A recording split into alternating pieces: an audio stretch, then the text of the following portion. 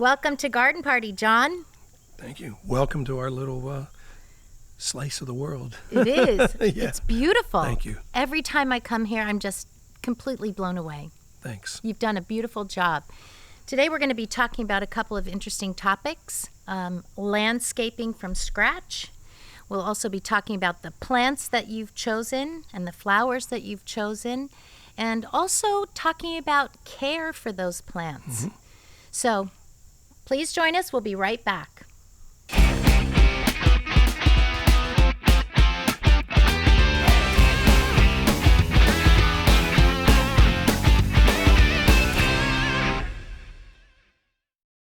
We're here again Yep. with a beautiful landscape behind us in your home, and you've Welcome. graciously brought some wine to the table. Yeah, those are wonderful gifts from my friend Dave Short, who is a big supporter of the Clemente Museum down in the Strip District.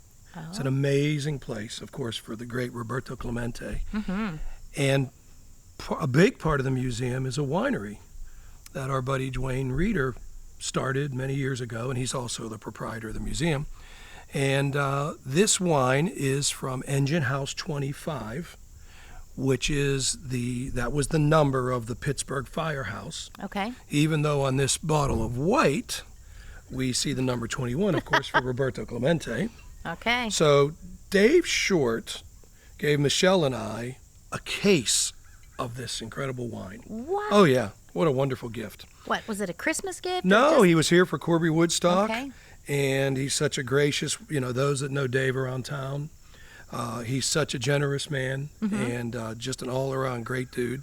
So he gave us this gift.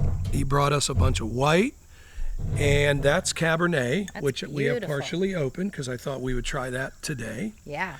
Engine House 25 wine, located stuff. at the Clemente Museum. Should I pour? Absolutely. It's great stuff. This is my job. Oh, let me Oh, pour yours first, you got it. sir. And like I said, Dwayne Reeder, who's a famous photographer, and also, of course, the proprietor and the leader of the Clemente Museum, and he makes this great wine, and he's just an all-around super-duper talented guy. So here's to you. Cheers. Oh, that smells good. It is good. It is very, very good. Michelle and I have been Wow. enjoying this. It's been about 10 days or so since Corby Woodstock, and this has been a staple in our home. That's delicious. Yeah.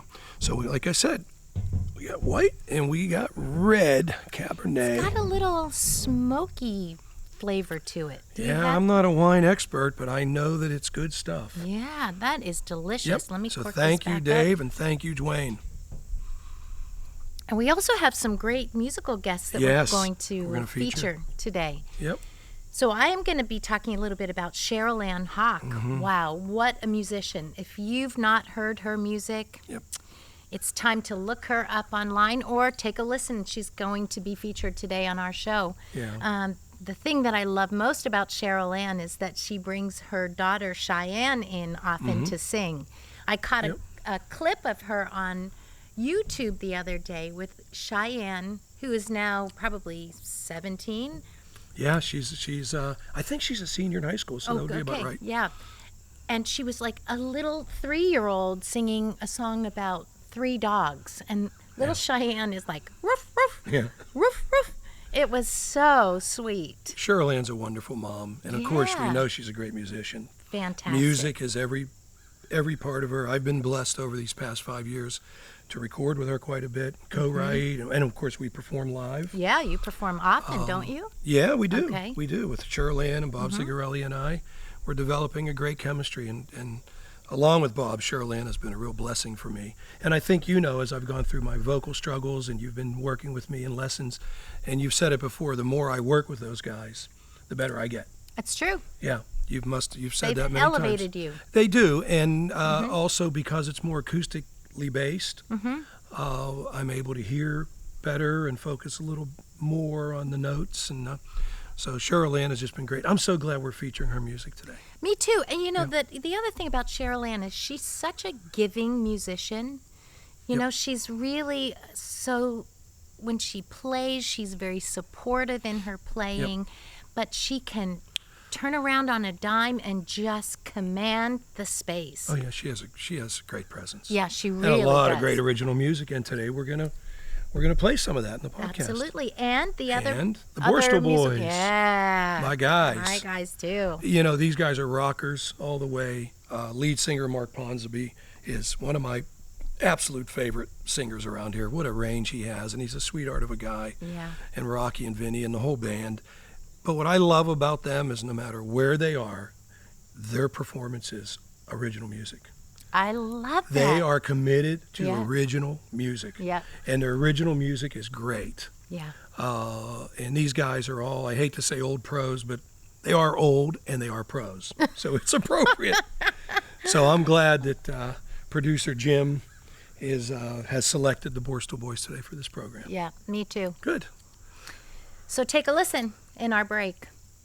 Look up, you're dreaming into the night cloud. Forever after it's a non-stop flight. Rocking with the rhythm of the steel guitars. It's a long rock road, there ain't no turning back. And now we're passing the sky, full of stars. Rocking with the rhythm of those steel guitars.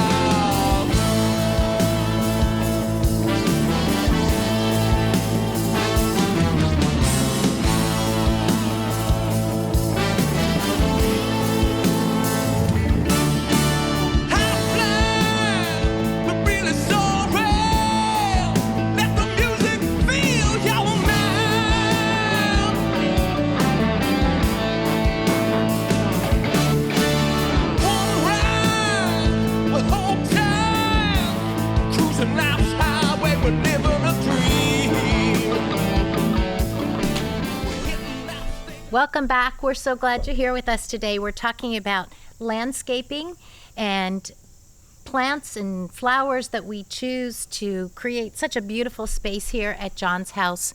John, the first topic I want to talk about is landscaping from scratch. Mm-hmm. You had a property here that really was very, how would you say? Well, the home was quasi-abandoned. It was Okay. not occupied for quite a while. And the property had some real water issues, so I would say it was mostly swamp and yuck and woods, you know. Mm-hmm. So I would say it was, I wish it was a blank canvas, but it wasn't blank. It was filled with yuck. Okay, so when we talk about landscaping from scratch, this would be for anybody that's maybe buying a new property or that has purchased an older property that has not been very well maintained or taken care of. Mm-hmm. John, from swampland to Mm-hmm. extraordinaire, tell me, how did you really get started? What Well, did you have to do? The first thing that I did is I consulted experts because I'm not an expert. I call myself a serious gardening hobbyist, right? I'm not a landscape architect. I'm not a geologist or any of that stuff. So the first person that I went to was my friend Deb Monaco. Okay. And Deb had taken horticulture classes at Penn State. Mm-hmm. A lot of people know Deb and her husband Danny, who passed away a few years ago from Hofstadt's restaurant in Oakmont. Okay. That's how I knew Deb, and I knew she was a gardening fanatic, and she had a little more expertise than I did in certain areas. Mm-hmm. So, you know, like with anything, I think the first step is to not be attached to what you have. So literally, the little bit of foliage that we had here, we completely bulldozed. Okay. So every plant that you see, and I realize not everybody's watching us, some people are listening, but if you go to our website, jbgardenparty.com, you'll see these images. Everything that you see behind us, everything except for the woods that are 300 feet away, we planted. I planted or my helpers did. So the So- pine trees back here, they were all here. Yeah, the 100-foot pine trees. They're right. gigantic, Right. right? What about some of these bigger trees that are in your Oh, yeah. backyard? Planted all those, every one of them. Okay. Yeah, and the first issue I had was water, and that's where Deb came in. So one of the signature plants on this property is a tricolor willow, which is a gorgeous shrub that can get really large because I had the space. Right. Large meaning upwards of 12 feet by 12 feet if not bigger. I know. I have one in my front And I yard yelled at that you I'm about like that. I know. pruning. You have it in a little tight space, and as long as you stay on top of it, you're cool. I'm doing that. But I wanted to create, Yeah. fill more space. Right. And that was Deb's suggestion right out the gate. Mm-hmm. The first thing that she said is we have to find a way to suck up some of this water. Right. And also I used it as a plant to kind of surround the property Mm-hmm. and to frame it, if you will. Yeah. So that was the first and best big decision that I made. So that tricolored willow, you had those all on the perimeter of Yes. your property. And up the driveway. And, Okay. at first some of my neighbors, there's only 4 of us on this little road, Mm-hmm. but some of them were concerned that I created kind of this monolithic, unnatural look. Okay. And their concern ended the very first spring when these beautiful tricolor willow, which they're called tricolor because the leaves have a white tint and a pink tint and a green tint for almost a month in the spring. You know what's interesting I've noticed about the tricolored willow, because I have one as well, and like we said, I'm trying to continually prune it to keep it contained in a small space. The older leaves on that bush are variegated, green and white. The new growth is green. So when I'm trying to prune this, one of the little tricks I do is I prune back to where that variegation starts, and then I know that I can keep that kind of contained in the Yes. smaller space. Now, you're working hard to do that. Yeah, In a situation like this, we're just letting them go. right. Well, You you, know, want that. You I want wanted space. to fill space, Right. yeah. But like you said, if you manage it properly and you prune it, you'll get that. It'll get full for you, and you'll maintain that green color, Right. which later in the summer, there is no pink. No, but it's variegated. Little wee bit of white. Still, It is there's still white. variegated. It's way more subtle. Yeah. So Beautiful. that's- So yeah. you have this parameter of tricolored Yeah. willow. We want to also talk a little bit about what other plants you've chosen here and flowers. I mean, I say plants because we could be talking about bushes, we could Mm-hmm. be talking about trees, we could be talking about perennials, annuals, and Mishka. And no, Stella. Stella. There goes. Oh no, that's Mishka. She sees the neighbor. But I think a step back was molding the property. Okay. I was blessed that a very young excavator came into my life 15 years ago, Steve Slavenik.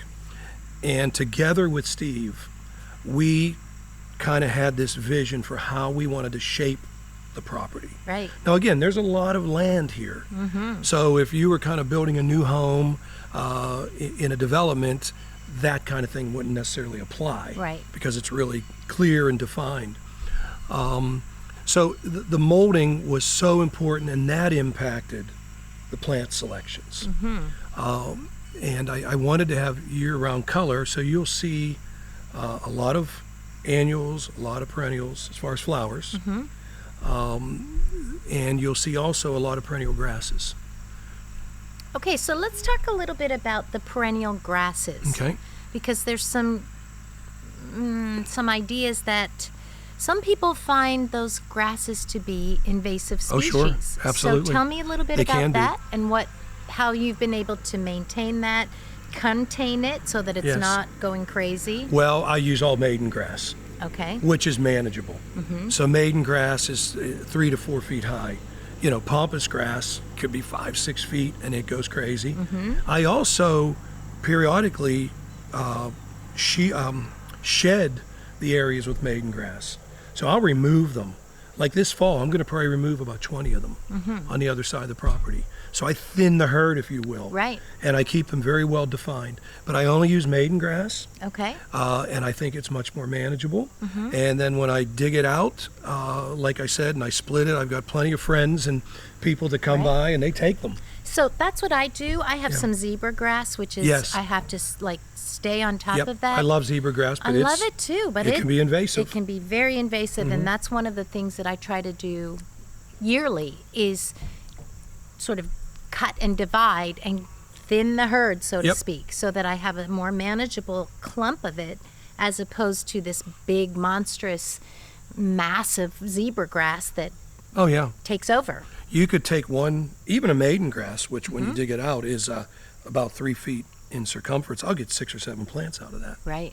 You know, there's another key factor on a property like this, and now most properties, even in the city, and those are called deer.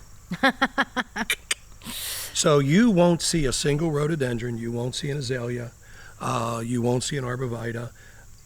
There's a few, but I have them surrounded with fences because the deer are just so destructive. Mm-hmm. And even really thinking that through and using, quote, deer-resistant plants, I don't believe there is such a thing as a deer-resistant plant. So between the granular product Scram Mm-hmm. and I use a lot of the liquid product, it's called Liquid Fence. Yeah, Liquid Fence. It's smelly. Okay. It's horribly smelly. Mm-hmm. Michelle doesn't like it when I use it before we have friends coming over because they think I'm smelling funny. But, you know, you've got to also think about that Yeah. in your plant selection. It's interesting that you say that, John, because in my property, we have a garden that is actually behind our property line. It's a paper street that we've turned into a garden. And we do have a number of those plants back there, and we have deer. And I haven't had any problems. You've gotten lucky. Yeah. Our neighbor Lee spent close to $1,000 on these gorgeous evergreens to line the street. Uh-huh. Within 3 months, they were gone. He was so I don't blame him. Unbelievable. And the nursery said these are deer resistant and blah blah blah. And Apparently so not. they don't mess with the tricolor willow. They don't eat the Russian sage. I mean, you'll see if you look around. They've nibbled down my our coneflower, but they haven't messed with black-eyed Susan. There's no Yeah. there's no logic Yeah. behind what a deer will eat. But I'll bet they'll eat begonias. No, they don't touch my begonias.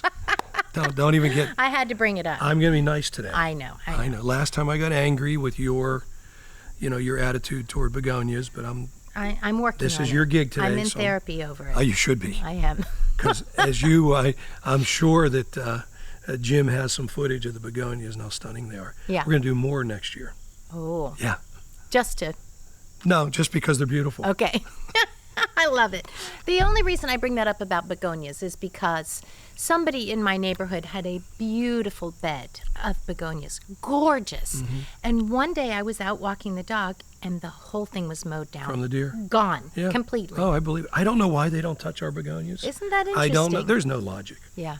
to what they will or won't do. Mm-hmm. Now that Michelle is here, as you know, we're 2 years married now, which has been a great Congratulations. gift. And her puppies are here, or our puppies, I was going to say, Michigan, they're Stella. yours now. That's right, they're ours. It's part You've of our family. inherited. I think the dogs have helped reduce the deer thing a little, combined with some additional fencing that we've had, but there's no solution, No. you know. So tell me we talk about plants, flowers, shrubs. What's your favorite perennial here? My favorite perennial always is Russian sage. Okay. Because it is just, I mean, here we are into the fall, and they're still gorgeous. Yeah. And they keep the color. Of course, primarily the perennials, I use phlox, upright phlox, Russian sage, coneflower, Stella d'Oro, early bloomer, right, the low one, daylilies, a lot of daylilies. But Russian sage is a real staple. Now, I've recently learned a lot more about the dwarf butterfly bush. Yeah, let's talk about that. Yeah, because a typical butterfly bush could get to be 6 feet tall I know. and pretty invasive. Yeah. I'm going to add something to that Okay. after your. Go ahead. Well, I just discovered, thanks to our friend Vinny, who we did a podcast at Frankstown Gardens, I didn't even know there was a dwarf butterfly bush. Yeah. So that's a new addition to our perennial garden. So as the phlox and those other perennials start to die down, which is late July, early August, then the butterfly bush start to come in and support color Yeah. in those beds. Let me interject something. This is an Okay. interesting revelation to me. I have a friend who's a master gardener in Delaware. Her name is Amy. And she was telling me about butterfly bushes possibly being added to the list of invasive species in Delaware. That because of their the way that their seeds spread so easily, that they're not there yet, but they're talking about adding it to their Really? list. Yeah. And that means what? That they're bad. They're bad. They're bad. Well, Now, I don't know if that You know, people from Delaware are weird. I just wanted to point that out. Well, she's not. You sure? I'm sure. Oh, okay. I'm very She's sure. cool? She's super cool. I'm just joking. Yeah. I can't even imagine. I guess there's a reason, and maybe we could educate ourselves on that and maybe come up with a little factoid in this broadcast as Right. to why that Well, would be the case. it's because of the seeds. The seeds spread very easily, and they just multiply Yeah. plant-wise. You know, I mean, we have this with perennials anyway. We have to always be watching, do we have too many? Do we need to split them? Do we need to share them with other people? But it's not there yet, but it is a potential to be added to that Let's list. talk about what I consider to be the most dangerous and invasive plant in the world, bamboo. Oh, Yeah. my So goodness. when I first found this place, Yeah. and it was a swamp, I was advised by someone, not Deb, because she said tricolor willow. Another person said, oh, you need to put in bamboo. It'll love the water, it'll suck it up, and it'll cover a large area. Well, I didn't know any better. So I put bamboo in, but for whatever reason, I think the Lord intervened. It would not take. Oh, It kept darn. dying. Right. So I must have tried 3 or 4 different times, and every single time the bamboo would die. What a blessing, right? What an Because absolute if I blessing. had put bamboo on this property, You it wouldn't look like this. No. And that's really a problem with bamboo. It sends these shoots out and Yep. boom, and out and boom. It's really, really You invasive. just can't control it. But it, like you said, I want to learn more about that butterfly bush thing because I haven't had that experience here. But again, Delaware has a little different climate than we do. They do have a They're slightly south of different. us. Yep, they have a slightly different climate. But it's interesting. Did you get your butterfly bushes in yet, or are they? Oh, yeah. Oh, they're in. Yeah, Okay. they're in. I drove up to growers. Vinny connected me with the growers up in Lake Erie, which was near Avalon on the Lake. Yeah, Is that what that's I called, think right? that's what it's called. Oh my goodness, it was like plant porn. I was in my glory. I'm driving this truck, and everywhere you turn, there's growers. Wow. Miles of gorgeous. Oh yeah, and I think it must be the soil up there. It obviously is the Yeah. soil, because it was just phenomenal. Wow. Right on Lake Erie. Fantastic. Yeah. I have a dwarf butterfly bush. I like it. It's very, it's never really gotten out of control. Yeah. But I cut it way back in the spring, so I think that Well, kind of maybe keeps it. maybe also the dwarf isn't quite as invasive as It the can big be. one. Yeah, I don't know. Yeah, I don't know that answer, but we'll put up a little factoid on this Right. at this podcast, so people can learn about that. And then, of course, I do a lot of perennial mums for fall color. So the mums that sedum. are here that we Yes. see out in the garden, these beautiful yellow mums, if you're just listening to us today, are those perennials or are They're they perennials. annuals? They're hardy mums. Okay, so Yeah. they came up on their own. Yes, we'll cut them back probably in late October. My professional landscape maintenance vice president Michelle Vento will start cutting away. Does she have a name tag? She has a name tag, and she's Because I think if you're like the vice president, you should have a name tag. she's the one that, you mentioned maintenance. Without her, Yeah. I've been on my own here for so many years, and I've had some help here and there, but Michelle has dedicated herself to watering and pruning and to feeding. Mowing. To mowing, yes. She's the tractor on chick. that tractor Yep. all the time. Yep. And she, also the big thing, minimum twice a week, she fertilizes the flowers with Bloom Booster. Okay. Minimum twice a week, sometimes 3 times a week. Now, is that a spray? Is that granules? Yeah, we use the Miracle Grow connection thing on the hose, and it's the purple box. It's called Bloom Booster.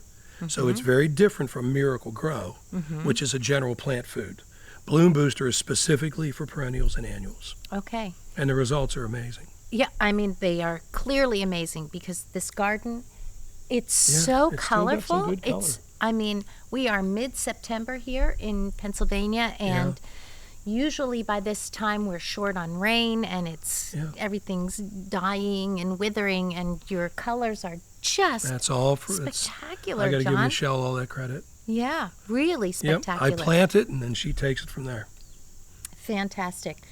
So when we talk about care and maintenance, we've talked about fertilizing, cutting things back. What about dividing perennials? Do you do that as well? I don't as much as I should. Okay. First of all, there's some that you really shouldn't divide or split, like Russian sage. You can't do anything Yeah, with they that. don't like to be split. But almost everything else does. Sedum and black-eyed Susie and daylily. I mean, all of them do.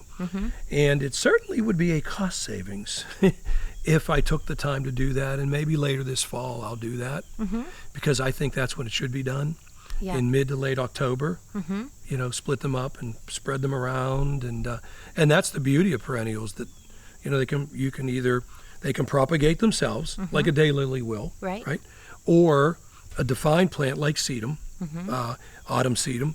You need to split that, but out of one nice autumn sedum, you can easily get 4 plants, Sure. and they'll be just as big the following year. Yeah. Do you do them typically so late? Because when I split perennials, I tend to do it like now, mid-September, so they have a chance to take. I water the heck out of them in the morning and then again in the evening. You're probably right. I think you are right. I just don't want to quit on the color. You know, once you won't start quit. digging them up and No. You won't quit on the color. And you don't even have to dig them up to split them, I've found. I just take the shovel right in the middle and push slice down. Slice down, push the dirt around the original, take the clump that I've split, and then I put it right in the ground Yeah, and I think water. it's a great idea. And you can within a couple of years, you can fill all the perennial beds. For sure. I am going to take your advice on that and get started. Try it. Thank it you. might I will. Be a nice I will. I money think it's a saver great for point. you. So let's talk about this. We talked about perennial beds. How about an annual bed? Do you have annual beds here? Oh, yes. Okay. Tell me about that. Well, like when we were with Vinny at Frankstown Gardens, he loves me. Oh, I and know loves he us. does. Yeah, I'm a big annual guy, especially with all the pots and the hanging baskets and the window boxes. But I definitely mix. All of my perennial beds have annuals in the front. Oh, okay. And Is that primarily for color? yeah, Yeah. because you know okay. the annuals are going to Yeah. sizzle the whole time. The whole time. And this year we used a lot of zinnia. Michelle loves zinnia. Along the front edge, we use some creeping petunia, whether it's a super petunia or the wave petunia. But they can get stringy this time of the year. Yeah, petunias can. But tell me about the zinnia. Do you do it from seed? Or Oh, do no, you... no, nothing from seed. Nothing from seed. I'll go at the end of May. You know, I follow my own rules. I wait till the last week of May, and I buy plants primarily from Vinny. And we plant normally Memorial Day weekend.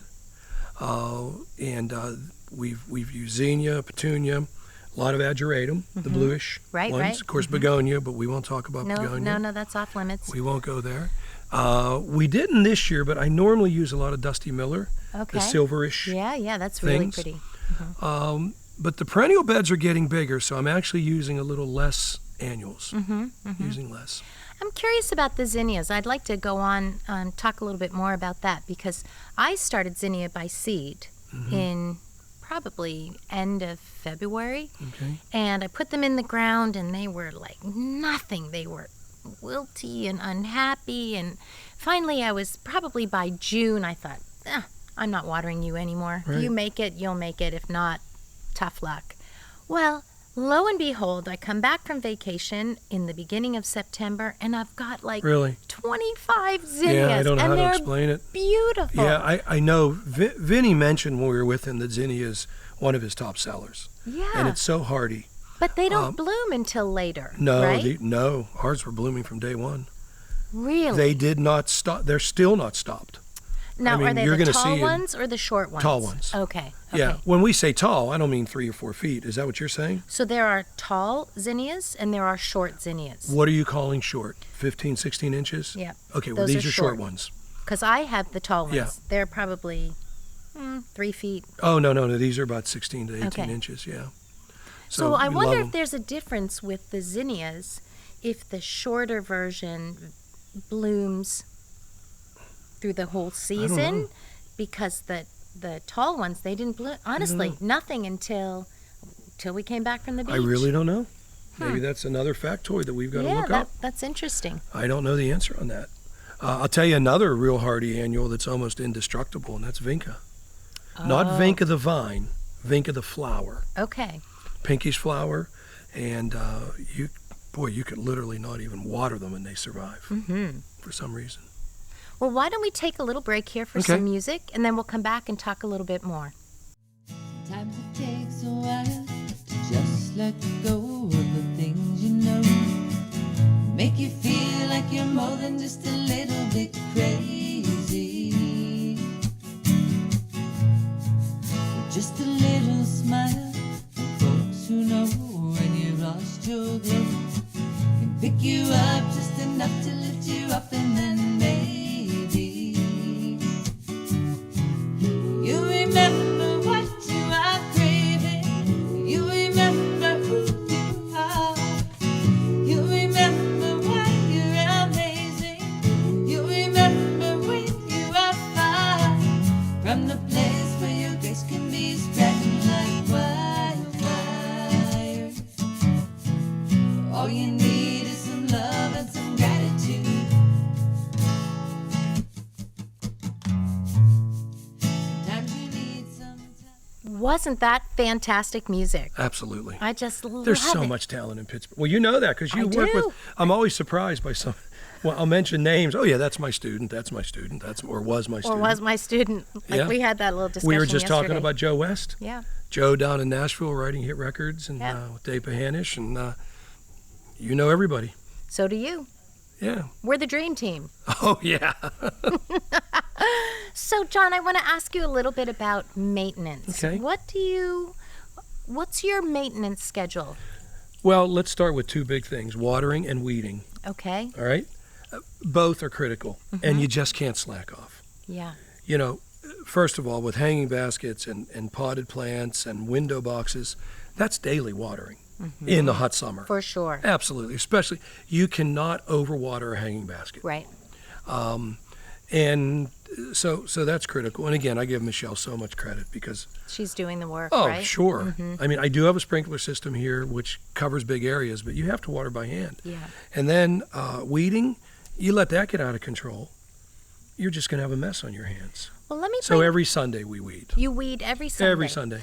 Let me bring this up to you. So I was driving to your house today, and McTie's, which is a local Route nursery 8? here, had mulch for sale. Okay. 4 bags for $10. And I was thinking, I wonder if I could mulch after I clean up my beds for the fall. Oh, absolutely. And then I don't have to do it in the spring. Correct. Yeah, you don't want to do fall and spring. Right. Let's talk about mulch for a second. Yeah, let's. Okay, so I use mulch in every bed, around plants, around perennials. Where I put annuals, I use mushroom manure.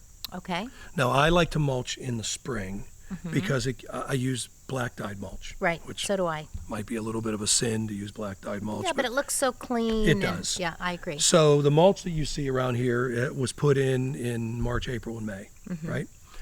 But you can certainly get your beds ready this time of the year, being the fall, Right. mulch nice and heavy, and you do not have to do it in the spring. And it will help control the weeds, and it will keep the moisture in, of course. Nice. And then for the annual beds, I use mushroom manure, and because that can get pretty hot, if you will, I like to put the mushroom manure in really early, like March. Okay. So it kind of, the strength of it dies down for when I move into late May to plant the flowers. And when we plant, I have my own little concoction of lime pellets. I use mill organite fertilizer, and I use preen, Oh, yeah. which is the weed granular weed control. I get a bucket, and I do 1/3 parts of each, lime pellets, mill organite, and preen, and I mix it up and create my own little Cocktail. cocktail, and I throw that right in with all the, whether it's mushroom manure or mulch, and then plant from there. That's very So that helps interesting. keep the weeds under control a little bit. And tell me, when you're preparing your beds in the fall, what do you do? Do you typically cut things back? Do you let things stay through the winter? You know, there are pros and cons for both. You There know, are. you cut it back now, then you've got a nice clean bed to start in the spring. If you let it go, then you're creating an environment for birds, for seeds and squirrels and little. I cut everything back. Okay, so Well, I should say Michelle cuts everything back. yeah. Yes, Let's be clear about I don't that. want to take the credit that I don't deserve. No, we cut everything back to the ground, all the perennials, Okay, I have a and we tip. pull out the annuals, of course. Let me give you a tip about the Okay. perennials and the cutting down. So this is also from my master gardener friend, Amy. I'm going to She give would you know. a plug, Amy, right here. So she has suggested that we don't cut things down to the ground, that we leave about 4 or 5 inches, and that stalk that stays up provides an environment for insects to burrow in and have a protected home through the winter. Okay. So maybe we could try not going all the way to the ground, but leaving 4 Well, or 5 inch not stalk. even knowing that, and Yeah. thank you, Amy, because she's an expert. That is about what we do. We go to about Okay, 4, 5, 6 good. inches. Yeah. So when I say to the ground, I have to apologize. It's not like we shave it with a lawnmower. Right. We do leave about 4 or 5 inches, but we had it was just, That was just 'cause what that's you what we did. do. Right. but this is what I mean when the very first thing I said, when you asked me about this creation we have here, and I said consult experts, Right. right? Because they can give you that kind of knowledge Right. that us serious hobbyists don't have. That's true. So we need to interview Amy. We need to either get Amy here or we need to go there or meet her halfway. I'm sure she That- would love it. we Let me need tell to. you what, she knows so much. It just, she can rattle off names and this is what you do Right. for this. And I love that. I love learning from her and Vinny and, Yeah. the different people that we've had on our podcast. And they're educated. They've got the education. Yeah. They do it for a living. Even in music, we both know so many musicians. Right. I always tell people I'm a serious hobbyist in my music, right? But I'm not a professional musician, even though occasionally we get paid. Professional musicians are grinding every day. They live it every day. Yeah. They're surrounded 24/7 Right. by music, and that's their entire focus. That's what I call musical experts. Just like in gardening, I've got, we have a nice place here. It looks great, and we get a lot of compliments. But we're not gardening professionals. People like Amy are, or Yeah. Vinny, or landscape contractors like my friend Cullen Green.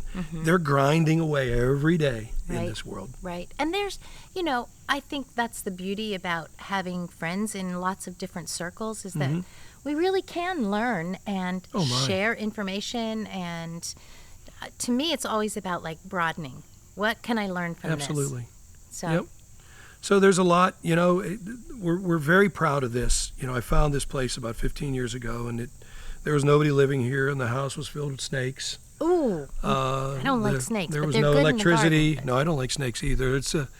And the property was mostly a swamp, and through so many blessings and good people and a lot of vision and a lot of debt. I mean, we can't be afraid of debt. See, Yeah. I call this PNC Park because PNC Bank owns it, right? That's my job. But if you split your perennials, then you don't then, have to then worry I won't about have it. to borrow as much money for flowers. So, and then of course along comes Michelle, and it's just taken it to a whole new level Yeah. with all the work that she does. So, thanks for visiting today. It's been so wonderful. Thank Yeah. you for having me here. Oh, Thank you for sharing all this information with our wonderful friends. thank you, Marcello. Thank you, Jim. Yep, great For this job, you episode. guys. You're the best. Couldn't do it without you. Signing off. See you next time. Click, subscribe.